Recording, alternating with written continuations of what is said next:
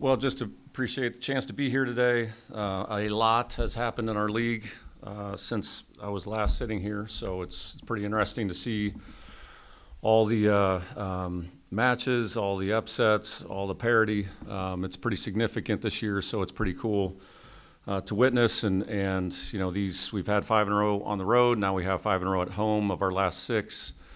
With the last one finishing up at Missouri the night before Thanksgiving. So obviously our fans, our crowd, our students are huge for us. Your coverage is super important for us going forward. And you know, a week ago we did not control our own destiny. Now we do. So you know, getting close to healthy is cool also. And in that stretch, you know, Asia Thigpen has been back and doing a great job. Aaron Lamb is close to being able to play. So. Anyway, a lot has happened in a couple weeks. Is there one reason in particular you've been so successful on the road? A good question. I mean, you know, getting closer to healthy helps. I think that our offense has become a little bit more balanced. We've been able to score in several different positions. Some of our freshmen have gotten some experience, you know, they're playing. And, you know, our upperclassmen are doing a really good job of not getting too high, not getting too low. So, you know, it's hard to pinpoint one particular thing, I guess. You know, but Good though, right? Yeah, several things matter. Yes, I mean it certainly does. But it, you know, to your point in a way, I mean it's, you know, last weekend for example, we beat Tennessee a while back. We beat South Carolina Friday. South Carolina turns around, beats Tennessee. Mississippi State beats Texas A&M, who beat Texas, you know, a couple weeks ago. You really, it's really hard to prepare for teams right now because their high is super high, and then they can give up points. So it's, you know, I guess staying consistent has been probably the most important thing. You mentioned Asia. Just talk about the impact she's had lately, especially being able to be that other hitter outside. Yeah. This is Brooklyn. Yeah, I mean, Asia brings a level of intensity, competitiveness, juice, so to speak, on the floor that, you know, I think people feed off of, and you know, she obviously hits the ball extremely hard, you know, to score points, and she can play the whole game. Her IQ of the game is super high. So, you know, having someone like her along with Emma Grome and Brooklyn DeLay and Tuzzo and Bevan, and I mean, all those guys play the game at a really high level. So having the combination of those people is important, and Asia brings some fire that adds to us.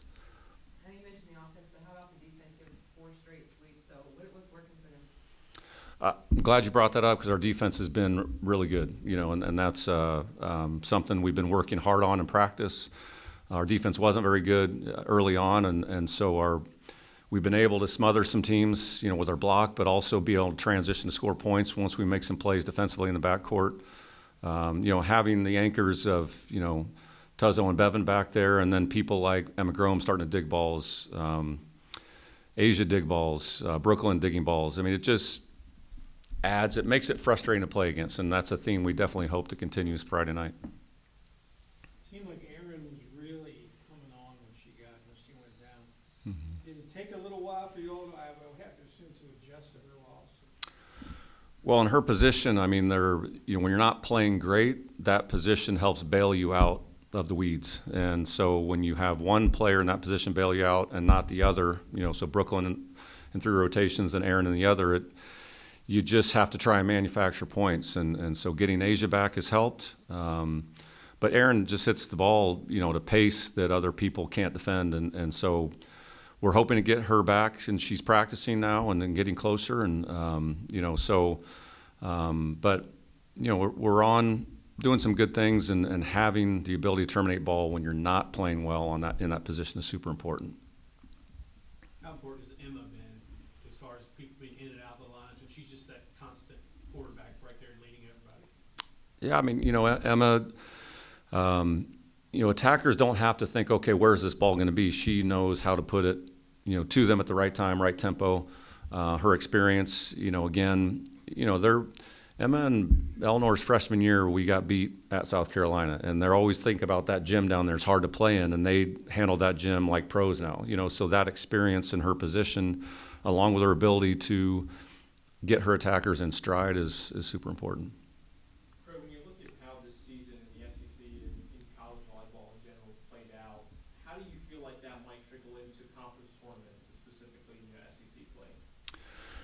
Well, it's cool. I mean, next year is our first, 2025 will be our first year of a conference tournament. And so the parity that's happening across the country is amazing, first of all. I mean, hopefully you guys have seen some of the crowds we're getting at random places you don't expect big crowds at. And the ability for teams that aren't necessarily conference championship contenders are beating teams that are. So the conference tournament coming up in 2025, I think, is going to add a lot, and I'm glad we're going to be the first big conference to throw that in there. Greg, kind of building off that too, you mentioned how difficult this league is. You have teams just beating everybody, and how difficult it is to prepare for teams. Is that kind of like a nice, like maybe, I don't know, subtle reminder to keep grinding, not taking days off, and just staying prepared at all times? Absolutely. I mean, you want to build confidence by having success, and you think you layer in belief because you do things well. You can never lose your edge, though. You can never lose that edge to fight for something, because you're always trying to seek someone out, and there's someone always behind you waiting to take your place. So if we lose our edge in practice, then you lose the opportunity to be consistent on game night. And so we actually lost a little bit in practice the other day, and we had to, hey, look, we're playing well, but you cannot lose the edge to prove yourself. And so Friday night's another chance to do that. A&M's had some really good wins, and we better bring it. Craig, is the goal to have the practices more intense than these actual games at some points? Practice should be harder than games. I don't know if Bobby Knight's the right person to bring up. He always said if practice isn't harder than games, I'm not doing my job. But if practice and training isn't difficult and it's easy in practice, and how do you expect to perform well under pressure when the lights are on against an opponent that wants to take what you have? So, to win in practice is very difficult for our starting group, and the people that aren't starting take a lot of pride in that every single day. So it's pretty fun to watch. That in mind, I won't tell you what they call themselves either. you talked to the news about, you don't hesitate to juggle your lineup, juggle rotations, depending on who's practicing the best. How much has that helped you, Craig, in this period where you did have to juggle personnel because of injuries? Yeah, I mean, one of our philosophies in our program is prepare for your next opportunity, because you don't know if it's tomorrow or next week or the week after. And so all of our players are preparing like today is their chance.